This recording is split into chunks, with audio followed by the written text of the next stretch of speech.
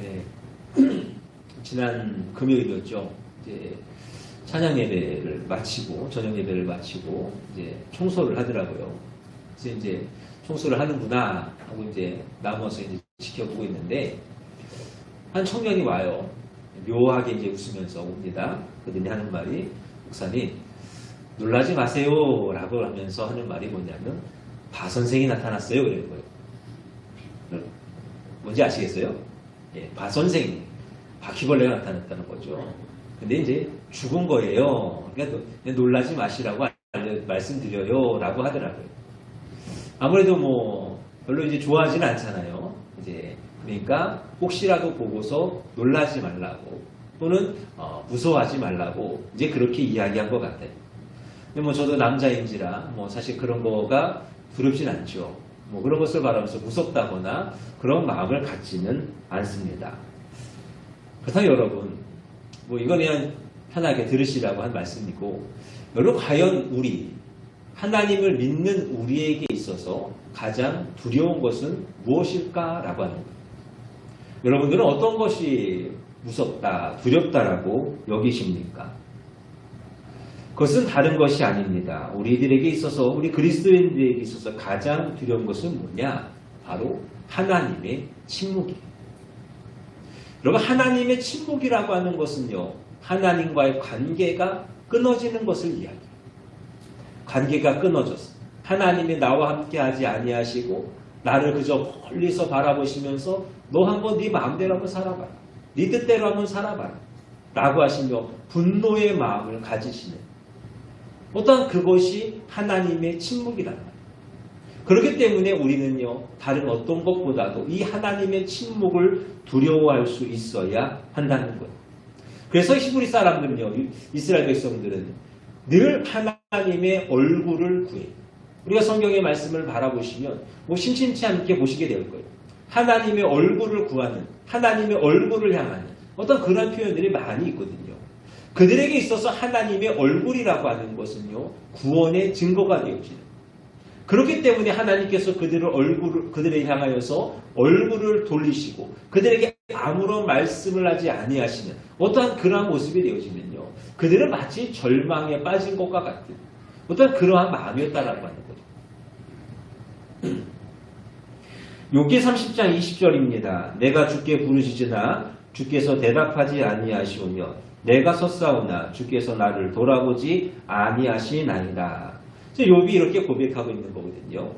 근데 이미 욥은요, 이 고백을 하고 있을 당시에 이미 많은 고통을 당하고 있어요.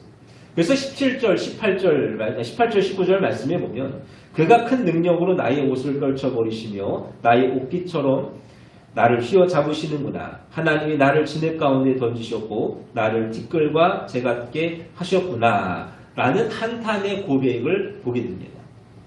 하나님께서 나를 휘어잡으셨어.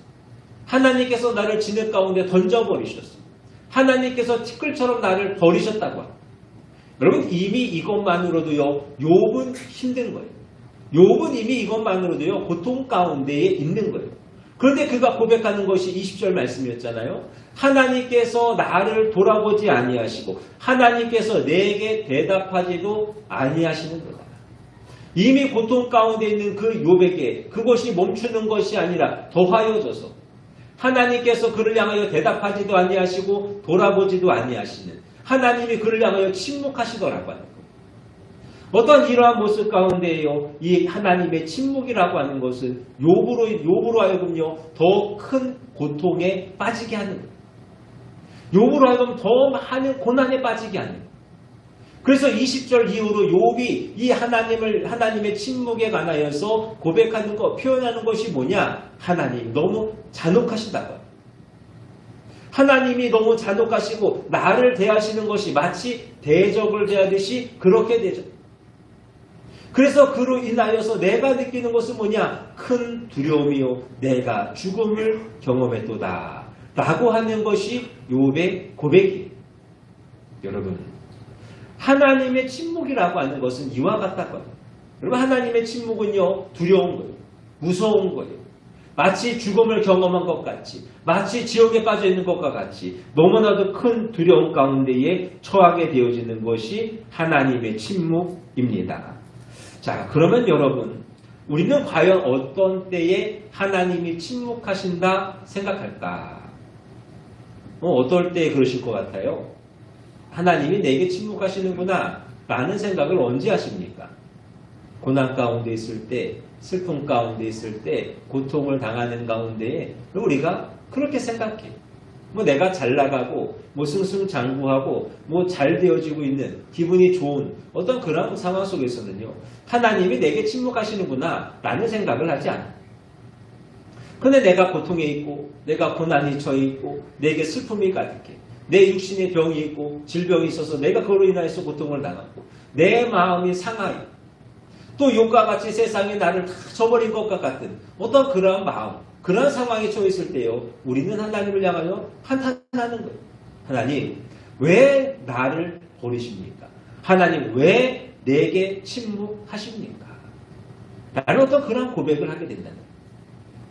여기서 하나의 질문을 하나 해볼게요. 여러분, 그러면 우리가 당하는 그 고난이라고 하는 것, 고통이라고 하는 것, 그것이 과연 하나님 우리에게 침묵하셨기 때문에 생겨나는 것일까요? 여러분 어떻게 생각하세요? 그러한 고난이라고 하는 것, 고통이라고 하는 것이 하나님께서 침묵하시기에 우리 가운데에 주어지는 것일까? 저희 집에 아이들 있잖아요. 저 아이들이 하는 일은요, 늘 말씀드리지만 열심히 노는 거예요. 정말 열심히 놀아요. 때로는 자기들끼리 놉니다. 그러다가 또 친구가 있고 같이 놀 사람이 있으면요, 또 그 친구들하고 같이 열심히 놀아요. 정말로 열심히 놀아. 그 열심히 놀 때는요, 엄마 아빠를 안 찾아요. 자기들끼리 열심히 놀기 바쁜데 엄마 아빠 찾을 일이 없잖아요. 그러다가요, 뭔가 일이 벌어져. 넘어졌다든지 다쳤다든지 아니면 울던지 뭔가 일이 벌어지면은 그때는 엄마나 아빠를 찾죠. 막 달려오는 거예요. 달려가지고 뭐라 그래요? 엄마, 나 넘어졌어요. 엄마, 나 아파요. 나 피가 나요. 나 너무 힘들어요. 여러 가지 말들을 막 하지 않겠어요. 여러분들도 그렇게 자녀들 키우지 않으셨어요?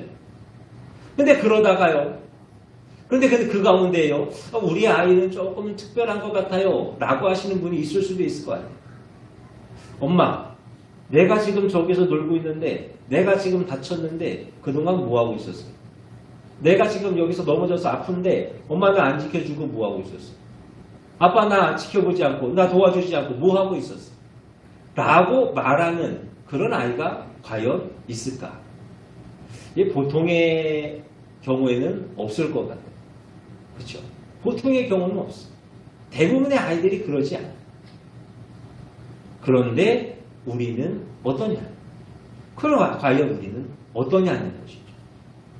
사람이란 게요, 참 희한한 것 같아요. 무언가 내 안에 고통이 생기고 내 삶에 고난이 생기면요, 그 모든 화살을 누구에게 돌리느냐? 하나님께 돌리는. 그 이유가 나한테 있고 그 원인이 나에게 있음에도 불구하고 오히려 그 모든 화살을 하나님께 돌리면서 하나님께 따지고 하나님을 원망하고 하나님 앞에 불평하는 것이 우리의 모습은 과연 아니는지. 여러분, 물론 사람끼리는 괜찮아요. 사람끼리는요, 다를 수 있어요. 한 사람이 이제 공부를 해서 열심히 해서 대학을 갔어요. 근데 대학을 갔는데 재정이 많이 어려워졌어요. 물질이 많이 힘들어졌어요. 그러다 보니까 마음도 많이 힘들어요. 근데 어느 날 한 선배하고 대화를 합니다. 그래서 이런저런 얘기하다가, 야, 선배가 이야기하는 거야. 야, 요즘 너 뭐 힘든 일 있냐? 그때 이 사람이요, 아, 선배, 왜 하나님은 나에게 침묵하실까요? 라고 그렇게 이야기했다는 거예요. 그랬더니 그 선배가 하는 말이, 아니야, 하나님은 침묵하지 않으셔. 하나님은 언제든지 만날 수 있어. 라고 이렇게 대답을 해주더라는 거예요. 여러분, 정답이잖아요. 그렇죠? 맞는 말이에요. 정답이에요. 그런데요, 그 말이 전혀 위로가 되지가 않더라고 하는 거예요. 그래서 그날 이후로 그 선배하고 대화를 안 했다고 하는 거예요. 여러분, 우리는 고난 가운데 있는, 고통 가운데 있는 하나님이 침묵하시고 계시는 어떤 그러한 자들을 바라보면서 우리는 어떻게 해야 될까? 그럼 머리로는요, 늘 정답을 인지하는 거예요. 늘 정답을 인식하는 거예요. 그러나 우리의 입술과 우리의 몸은 어떻습니까? 오히려 공감할 수 있어야 된다고 합니다. 그럼 머리로서 이해해야 될 이유는요, 우리가 그 머리로서 늘 인식하고 있어야 신실하신 하나님이요, 변함이 없으신 하나님이요, 언제나 좋으신 하나님이요, 그 하나님을 우리가 인식하고 있어야 우리의 신앙을 지켜 나아갈 수 있어요. 그러니까 늘 머릿속으로 여러분 그것을 인식하고 계셔야 돼요. 그러나 그렇다고 할지라도 우리의 몸과 마음, 우리 입술은 어때야 됩니까? 그 사람을 바라보면서 공감할 수 있어야 된다고 하는 거예요. 힘들지, 괴롭지, 너 하나님이 너를 향하여 왜 침묵하실까? 너 얼마나 많이 힘들겠니? 여러분, 공감해야 위로가 되어지는 거예요. 서로 공감하실 수 있어야 돼요. 서로 위로해 주실 수 있어야 돼요. 그래야 개인도 그렇고요, 공동체도 그렇고요, 위로를 받아서 힘을 얻을 수 있어요. 그러나 하나님과의 관계는 어떻습니까? 하나님과의 관계는 그렇지 않다는 거예요. 정답도 늘 인식하고 있어야 돼요. 그리고 몸도 마음도 입술도 늘 그 정답을 고백하며 나아갈 수 있어야 한다는 거예요. 여러분, 화살을 하나님께 돌리는 것이 아니라 오히려 우리는 겸손히 하나님을 바라보면서 하나님 앞에 자비를 구하고 그의 긍휼하심을 구할 수 있는 어떠한 그러한 삶을 살아야 한다는 것이 우리 가운데 있을 수 있기를 원합니다. 여러분, 그래야 하나님이 말씀하지 않으시겠습니까? 여러분, 그래야 하나님이 함께하지 아니하시겠습니까? 오늘 말씀을 보면 아브라함에게도 하나님의 침묵이 있음을 바라봅니다. 창세기 16장 16절 말씀에 하갈이 아브라함에게 이스마엘을 낳았을 때에 아브라함이 86세였더라. 86세예요. 그리고 17장 1절 말씀에 아브라함이 99세 때에 여호와께서 아브라함에게 나타나사 그에게 이르시되 나는 전능한 하나님이라 너는 내 앞에서 행하여 완전하라 라는 말씀합니다. 지금 86세에 말씀하셨고 17장에 넘어오면서 99세에 말씀하시는 거예요. 13년이라는 시간의 차이가 있습니다. 그런데 그 사이에 아무런 일도 없어요. 왜 하나님께서 말씀을 통하여서 이러한 이야기를 하실까? 지금 여기서 우리에게 보여주시고자 하시는 것은 뭘까? 하나님이 아브라함에게 침묵하셨다고 합니다. 하루도 아니고 이틀도 아니고 한 달도 1년도 아니고 13년이라는 동안 그 긴 시간 동안 하나님께서 이 아브라함을 향하여서 침묵하시는 거예요. 그럼 이 14년의 시간 동안 아브라함이 겪게 되어지는 어떤 그 마음의 고통이라고 하는 것은 얼마나 어떠할 것 같아요? 지옥과 같다라고 말씀드렸잖아요. 죽음을 경험하는 것 같다라고 말씀을 드렸잖아요. 아브라함에게 있어서 이 13년이라는 시간은 너무나도 괴로운 그러한 시간이었을 것이다라고 합니다. 자, 그러면 아브라함으로 하여금 이 13년의 그 괴로움의 시간을 보내게 된 이유가 과연 무엇일까? 오늘 말씀을 가지고 우리가 함께 그 원인, 그 이유를 함께 살펴보려고 합니다. 그리고 이 말씀을 살펴보면서 우리는 에녹과 같이 언제나 하나님과 교제하며 하나님과 함께하는 삶을 살아갈 수 있는 우리 성도님들이 되실 수 있기를 축원합니다. 첫째로, 하나님의 말씀을 존중하지 않을 때, 창세기 16장 2절 말씀입니다. 사레가 아브라함에게 이르되 여호와께서 내 출산을 허락하지 아니하셨으니 원하건대 내 여종에게 들어가라. 내가 혹 그로 말미암아 자녀를 얻을까 하노라 하매 아브라함이 사레의 말을 들으니라. 지금 이 말씀 가운데 보여지는 모습 그대로 아브라함이 지금 누구의 말을 듣습니까? 아내 사레의 말을 듣습니다. 하나님께서 수차례 말씀하셨어요. 후손에 대해서 수차례 말씀하셨어요. 그렇다고 한다면 여러분, 이 아브라함이요 하나님의 말씀을 들어야죠. 그런데 지금 이 사레가 하는 이야기, 내가 마음이 너무 급하다고 하는 거예요. 후사를 낳아야죠. 후사를 낳아야 되는데 그러지 못하니 내 마음이 너무 조급하니 나 말고 내 여종 하갈을 통하여서 후사를 낳으라고 하는 어떤 그러한 이야기를요 아브라함이 듣는 거예요. 그리고 그 말을 들음으로 인하여서 이스마엘을 낳았더라 하는 것이거든요. 그럼 어떠십니까? 우리가 과연 누구의 말을 들어야 될까? 그럼 하나님의 말씀을 들어야 되겠습니까? 아니면 사람의 말을 들어야겠습니까? 당연히 하나님의 말씀을 들으셔야지. 지금 하나님의 말씀을 듣지 않고 사람의 말을 들으니 하나님이 그를 존중히 여기지 아니하는 그를 향하여서 침묵하시더라 하는 거예요. 사무엘상 15장 23절입니다. 왕이 여호와의 말씀을 버렸으므로 여호와께서도 왕을 버려 왕이 되지 못하게 하셨나이다. 마찬가지. 사울을 향하여 하시는 말씀이잖아요. 사울이요 하나님의 말씀을 듣지 않아요. 하나님의 말씀을 존중히 여기지 않아요. 자신의 생각에도 옳고 자신의 마음에도 옳아요. 그러니까 하나님이 뭐라 그러시는 거예요? 내가 지금 내 말을 듣지 않고 나를 존중히 여기지 아니하니 나도 너를 존중히 여기지 아니하는 거예요. 내가 너에게 말하지 아니하는 거예요. 내가 너를 버려 왕이 되지 못하게 하겠노라 하시는 그러한 말씀. 여러분 보세요. 사람과 사람이 대화를 해도요 서로 예의를 지켜요. 맞습니까? 뭐 그러한 게 있다 그래요. 서로 이렇게 대화를 할 때 가장 좋은 거는 서로 눈을 보는 거예요. 눈을 보며 대화하는 것이 가장 좋대요. 근데 사실 부부간에도 눈을 보면서 대화하는 것이 또 때로는 어려울 때도 있잖아요. 이 눈과 눈을 마주치고 대하는 게 어려워요. 그래서 나온 게 뭐냐? 그러면 그 상태에서 시선을 조금만 내리라는 거죠. 그래서 상대방의 입을 보든지 상대방의 턱을 보든지 그 정도 선에서 서로 대화를 하라는 거예요. 그게 사람과 사람 사이에 대화하는 예의래요. 근데 예의를 지키지 않는단 말이에요. 자기 마음대로 해요. 내가 뭔가 이야기하는데 상대방이 들으려 하지도 않아요. 그럼 여러분 어떻습니까? 더 이상 대화가 하고 싶은가요? 대화가 하고 싶지 않아요. 말을 하고 싶지 않단 말이에요. 침묵할 수밖에 없다는 거예요. 하물며 여러분 하나님은 어떠한 하나님? 세상 그 무엇보다도 존귀한 분이 바로 우리 하나님. 존귀히 여기심을 받으실 분이 바로 우리 하나님이란 말이에요. 그런데 우리가 그 하나님을 바라보면서 하나님의 말씀을 존중히 여기지 않고 그 하나님을 존귀히 여기지 아니한다? 더군다나 이 아브라함은 어떻습니까? 하나님의 큰 복을 받은 사람이에요. 하나님의 사랑을 받은 사람이에요. 그러면 더 하나님의 말씀을 들어야 돼요. 하나님의 말씀을 존중히 여겨야 돼요. 근데 그러지 못하고 사람의 말을 듣는단 말이에요. 그러니 이 아브라함을 바라보면서 하나님이 그를 기뻐하시겠냐? 결코 기뻐하지 아니하시는 거예요. 오히려 그를 향하여서 침묵하시는 것이 너무나도 당연하다는 거예요.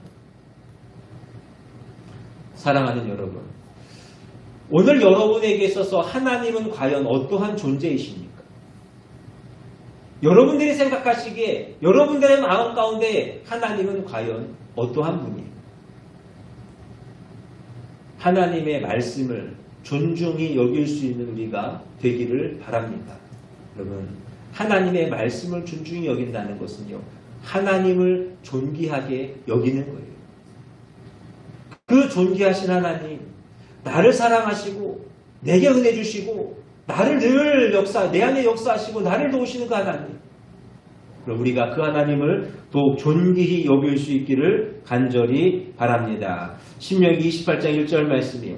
내가 내 하나님 여호와의 말씀을 삼가 듣고 내가 오늘날 내게 명하는 그 모든 명령을 지켜 행하면 내 하나님 여호와께서 너를 세계 모든 민족에 뛰어나게 하실 것이라. 하나님의 말씀을 존중하고 하나님을 존귀히 여기는 자에게는 세계 모든 민족 위에 뛰어나게 하시리라고 하시는 약속의 말씀이 있습니다.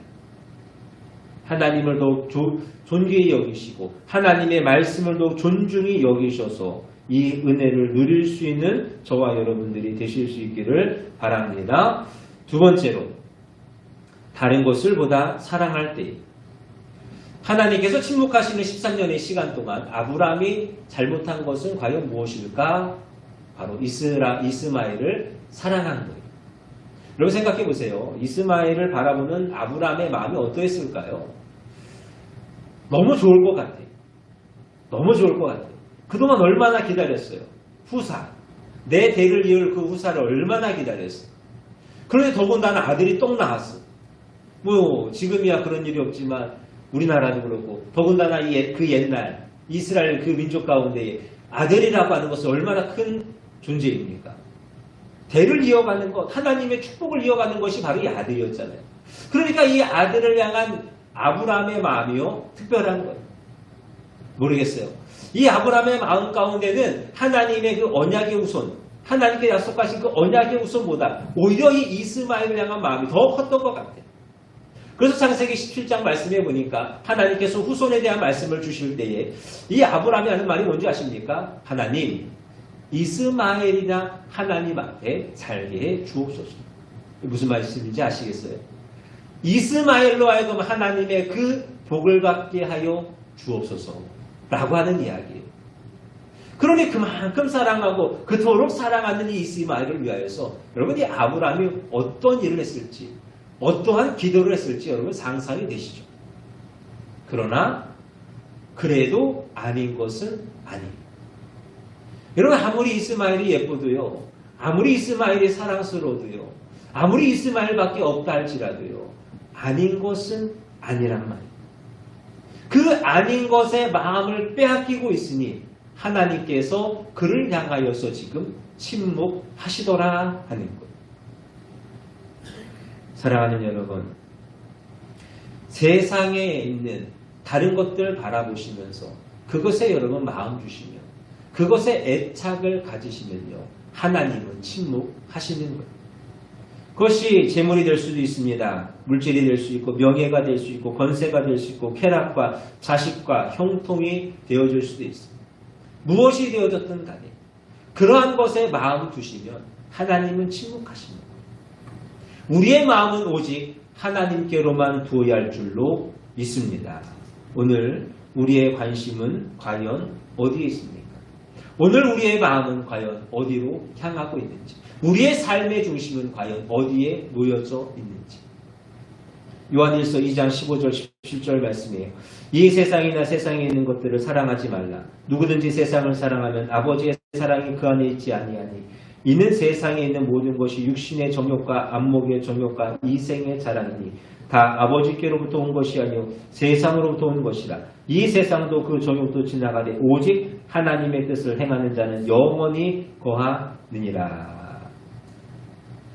사랑하는 여러분, 오늘 우리의 마음을 빼앗고 있는 것은 과연 무엇입니까?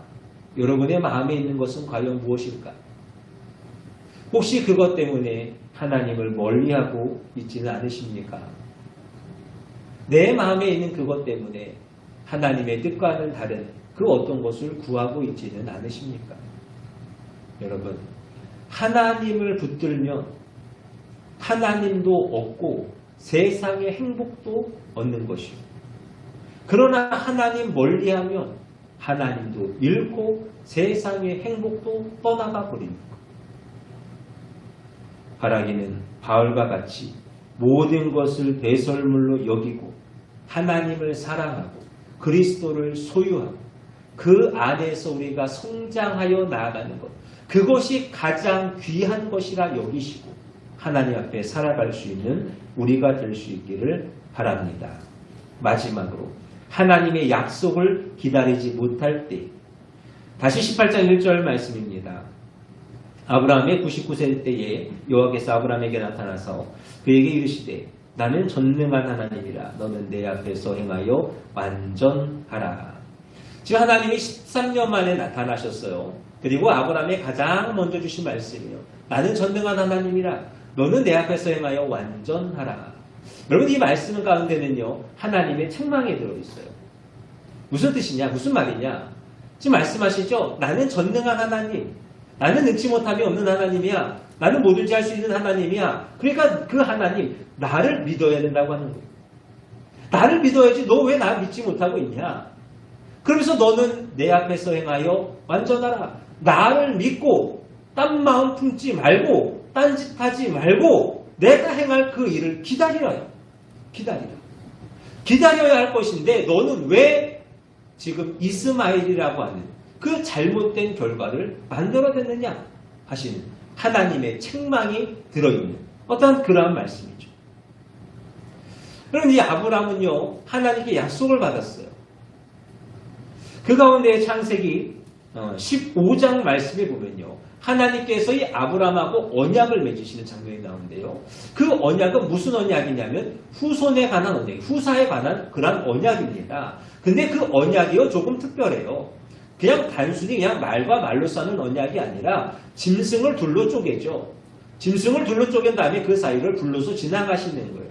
여러분 이 언약, 이 행위가 어떤 의미를 가지고 있는지 아시겠어요? 이 언약, 이 행위가 가지고 있는 의미는 뭐냐면 당사자 간에 하나님과 아브라함 간에 이 언약이 지켜지지 않을 경우 그 언약을 어긴 사람이 이 짐승과 같이 죽으리라고 하는 거예요. 지금 그 언약을 누가 주시는 거예요? 하나님이 주시는 거예요. 아브라함에게 지금 그 하나님께서 생명의 언약을 주시는 거란 말이에요. 그럼 하나님이 아브라함에게 뭐 빚진 것 있으세요? 뭐 잘못한 거 있으십니까? 아니잖아요. 오직 사랑하셔서 오직 은혜 가운데에 그에게 주시는 생명의 언약이라고 하는 거예요. 그럼 아브라함이 어떻게 해야 돼요? 지켜야죠. 기다려야죠. 다른 사람도 아니고 하나님이 내가 너에게 후손을 줄 거야 라고 생명을 걸고 약속하셨으면 그 약속을 기다릴 수 있어야 돼요. 근데 기다리지 못했다라고 하는 거예요. 그러니까 하나님께서 그를 향하여서 지금 침묵하셨다라고 하는 거예요. 사랑하는 여러분, 갈라디아서 4장 28절 말씀이에요. 형제들아 너희는 이삭과 같이 약속의 자녀라 라고 말씀합니다. 그리고 우리도 하나님의 약속의 자녀, 예수 그리스도를 통해서 우리가 구원함을 받았습니다. 하나님의 자녀가 되어졌어요. 그렇기 때문에 이제 우리에게도 뭐가 있어? 하나님께서 약속하여 주신 생명을 건 그 약속이 우리 가운데에 있다라고 하는 거예요. 그러니 우리는 어떻게 됩니까? 초조해하지 마시고. 여러분 초조하지 마셔야 돼요. 여러분 두려워하지 마셔야 돼요. 하나님이 약속하셨잖아요. 다른 것도 아니고 하나님께서 생명을 걸고 여러분에게 주신 언약의 말씀이 있습니다. 그 말씀이 있으니 우리의 마음이, 우리의 믿음이 그것을 바라보며 더욱 기다리며 인내하며 나아갈 수 있어야 한다는 거예요. 언젠가요, 사모가 저한테 그런 이야기를 했어요. 한 번씩 가끔 한 번씩 생각이 나지고, 당신은 꼭 무슨 일이 생기면 전화를 하더라 하는 이야기. 뭐 지금은 그래도 좀 많이 좋아졌는데, 고쳐졌는데, 생각해보니까 그런 거예요. 무슨 일만 생기면요, 여기저기 다 전화를 하는 거예요. 근데 여러분, 전화를 해서 도움을 받을 수도 있죠. 뭐 상담이 되어졌든지, 뭐가 해결을 위해서든지 도움을 받을 수도 있어요. 그런데요, 그렇게 전화를 하다 보니까 오히려 성급했어요. 그냥 좀 기다리고, 좀 상황을 보고, 그러면 좋았을 건데, 너무 성급하게 움직이다 보니까 오히려 일을 그르치는 경우들이 생기더라고요. 여러분, 우리도 마찬가지. 그럼 하나님 약속을 믿고 기다리셔야 돼요. 기다리지 못하는 것은 그 모든 것들은 바로 이스마엘이 되어지는 거예요. 여러분 이스마엘이요, 그 민족이요, 이스라엘이 얼마나 괴롭게 합니까? 얼마나 힘들게 해요. 오늘날도 마찬가지예요. 여러분 이스마엘, 이슬람의 시작이요, 시작 가운데에 이 이스마엘이 있어요. 그래서 이슬람이 인정하는 선지자 가운데 한 사람이 이스마엘이에요. 오늘 그 이슬람이 우리를 얼마나 힘들게 합니까? 우리 믿는 자들 얼마나 괴롭게 합니까? 여러분, 우리가 바라보고 우리가 구하는 어떠한 그러한 것들, 그러나 하나님의 약속, 하나님의 그 은혜를 기다리지 못하고 행하는 그 모든 것들, 결국에 그것이 우리 가운데 도움이 되어지고 이로움이 되어지고 유익이 되어지는 것이 아니라 오히려 우리를 더 힘들게 하고 우리를 괴롭게 하는 이스마엘이 되어줄 수밖에 없다고 합니다. 그러니 사랑하는 여러분, 더욱 기다리며 인내하며 나아갈 수 있는 저와 여러분들이 꼭 되실 수 있기를 바랍니다. 하나님 약속하셨습니다. 생명을 걸고 약속하여 주셨습니다. 여러분 그 하나님을 믿으시고 전능한 하나님 앞에 온전히 행하여 완전하신 그 하나님 앞에 더욱 인내하며 기다릴 수 있는, 그래서 그 은혜의 언약을 이루어 살아갈 수 있는 우리 모두가 되기를 주님의 이름으로 축원합니다. 말씀을 정리합니다. 여러분 하나님의 침묵이라고 하는 것은 두렵고 또 두려운 것입니다. 여러분 이 하나님의 침묵이라고 하는 것, 뭐 제가 막 이렇게 이런저런 이야기했지만 여러분들이 가장 잘 아시잖아요. 내게 아무런 말씀하지 아니하시고 내 기도 가운데 응답하지 아니하시고.